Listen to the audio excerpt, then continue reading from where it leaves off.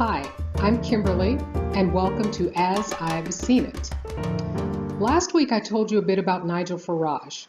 Well, since then, some interesting things have happened, and if it weren't for the fact that Vladimir Putin kills people, this would all be hilarious. We are living through a bad spy novel. Not a subtle, nuanced spy novel, a bad spy novel, because it seems almost too obvious.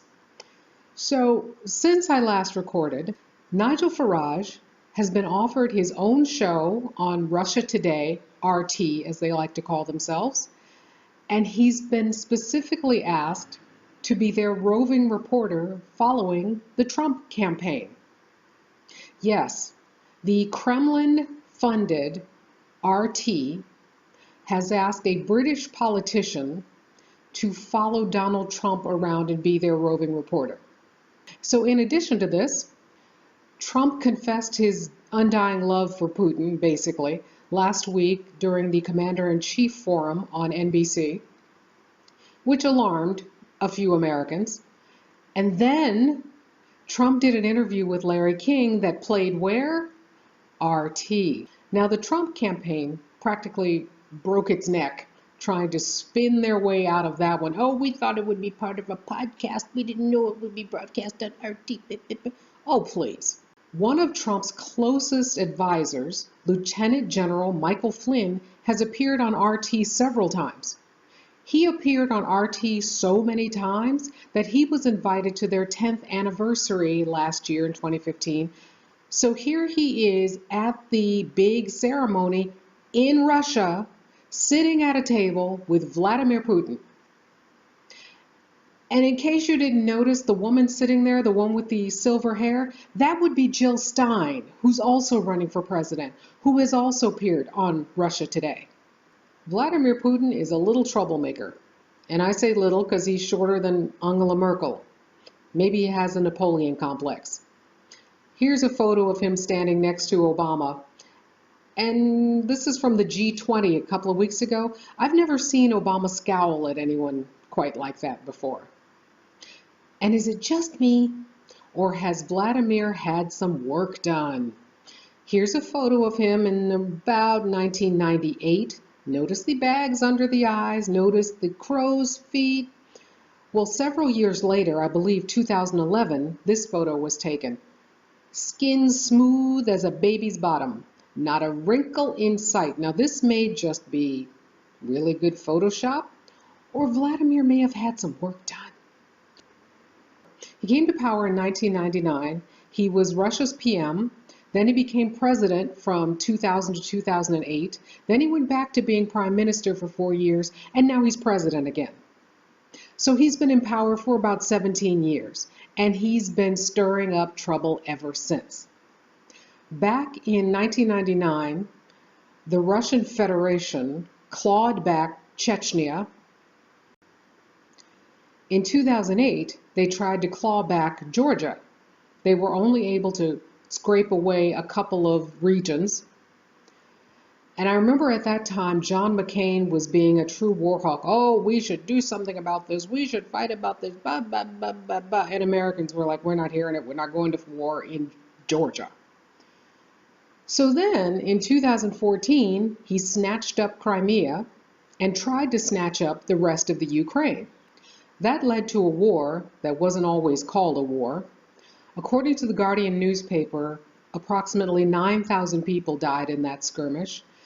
The Washington Post puts that number at 10,000. And remember, they shot down a civilian airliner. Remember that? Instead of sending boots on the ground, President Obama said, no, we are not sending troops to Ukraine. We'll fight this economically. So Obama imposed sanctions on Russia, as did the EU. And so ever since then, Vladimir Putin's been fighting back. And instead of fighting back with troops, he doesn't have a big enough army to come take on the EU or to take on the US. He's been fighting with money and propaganda. Long before Nigel Farage was offered this job at RT, he had appeared on Russian state television on RT many times. He had appeared on it so many times that by 2014, the Guardian newspaper was saying, "What's up with this? Why is he on RT so much?" This was long before the Brexit referendum came up. And what was he doing on RT? Bashing the EU. He would go on Russia Today and talk about how the EU was corrupt and how it was no longer a democracy. Yeah, that would be the EU that was paying him 100,000 euros a year. That EU. Now, in addition to bashing the EU, Nigel Farage gave lukewarm answers about Vladimir Putin. Nigel Farage wasn't the only one to sing Putin's praises. Marine Le Pen, who runs the Front National in France, also went on RT bashing the EU and singing Putin's praises. But Marine Le Pen has 9 million reasons to sing Putin's praises. Her organization, Front National, received at least 9 million euros from Russian banks. There are other European far-right groups that are receiving money from Russia. Amongst them are Golden Dawn in Greece and Jobbik in Hungary. Now, when I say far-right, I'm not talking about ordinary conservatives. They might want to change immigration policy, they're fiscally conservative, etc. What distinguishes the far right from ordinary conservatives is hate, basically. They are anti-immigrant. They are anti-Islam. They are xenophobic, homophobic, often anti-Semitic. They are anti-everybody who's not a white European, basically. Now, some of them state this clearly. Others try to be subtle about it. Nigel Farage is a very good politician. He knows when to back up. He's even called some of Trump's positions extreme. But let us be clear, UKIP is a far-right group. So these other far-right groups, Jobbik, Golden Dawn, they're all receiving money from Russia. How do I know this? The Guardian started reporting on this back in 2014. If you're unfamiliar with Golden Dawn, let me tell you a little bit. Golden Dawn first came to my notice when they were still almost a party of street thugs. They were famous for beating up tourists who didn't look Greek. Golden Dawn quickly went from being basically a group of thugs to being members of the Greek Parliament, and from there to being members of the European Parliament representing Greece. One of their MPs for the Greek Parliament, from Golden Dawn's party, went on national television a few years ago, and he didn't like what the women on the panel were saying, so he threw a glass of water in the face of one of these women, and as the other woman stood up to protest his actions, he started slapping her. He got in a couple of hits before security was able to separate them. That guy still has a job. He's still a member of the Greek Parliament. That's Golden Dawn. You might not have heard of Jobbik, but did you hear about this person? This is the camera woman who was tripping refugees as they came past her. She was kicking them, she was tripping them. This was caught on tape by other camera people. Well, she worked for Jobbik. We know that Marine Le Pen's group got 9 million euros, and she went back to Russia earlier this year to ask for 27 million more euros to help her in her bid to run for the presidency in France next year. So Front National got money. These other groups got money. Where's UKIP's money? The Conservative Party in Britain, the Tories, received more than $500,000 from a foreign national who's based in Luxembourg, but who's tied to 3 Russian banks and a close pal of Vladimir Putin's. They got this money in approximately April. There was no big election this year other than the Brexit vote 2 months after that money came through. They took Russian money. Far-right groups in Europe took Russian money. How did UKIP not get money? Did UKIP get money and just hide it? As Nigel Farage was leaving the Republican convention, he flew from Cleveland to Chicago to fly out of O'Hare International Airport to get back to the UK. At O'Hare, his assistant was arrested His assistant was arrested by the FBI.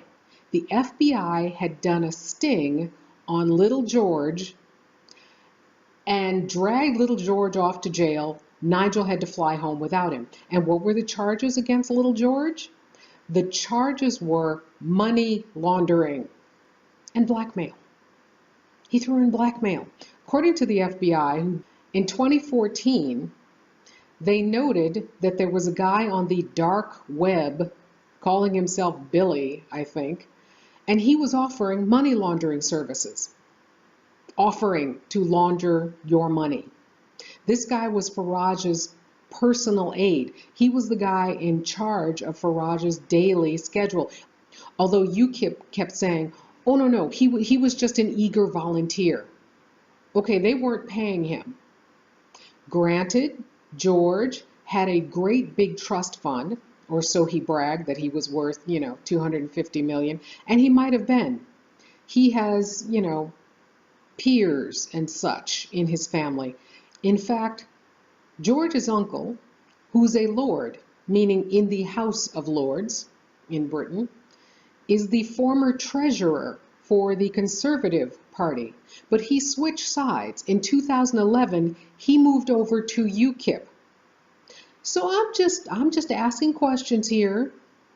UKIP supposedly didn't get any money from the Russians, but one of Farage's aides was arrested for money laundering, and his uncle was a treasurer for the Tories and then moved over to UKIP. All I'm saying is these fellows might know how to hide some money. That's all I'm saying. So what does it have to do with things on the other side of the pond? Well, again, it's probably money. About 2 months ago, Josh Marshall, the editor of Talking Points Memo, TPM, wrote a blog where he talked about ties between Vladimir Putin and Donald Trump.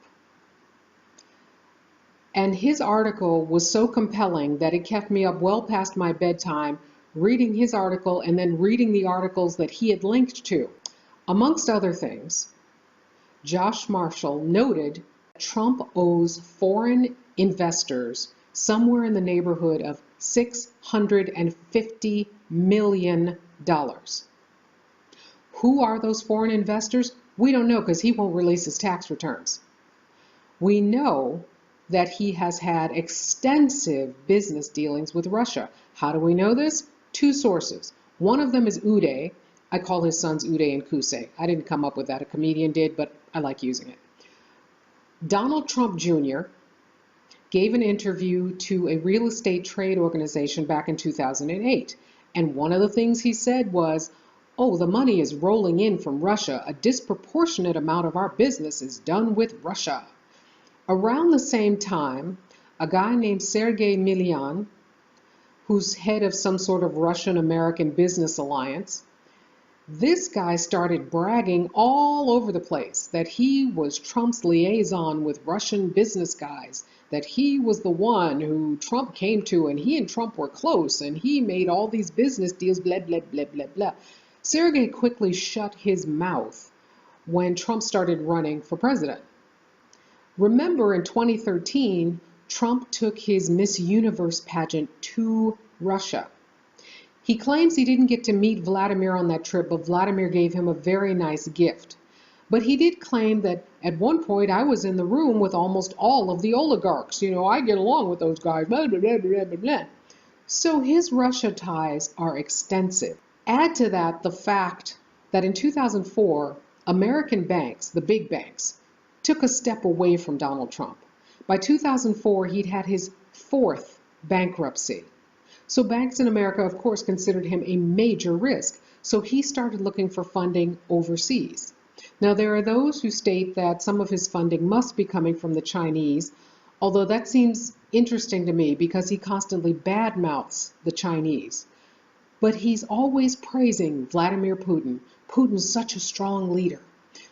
This is not a first with American Republicans. As far back as at least 2012, I remember that I can't even say it with a straight face.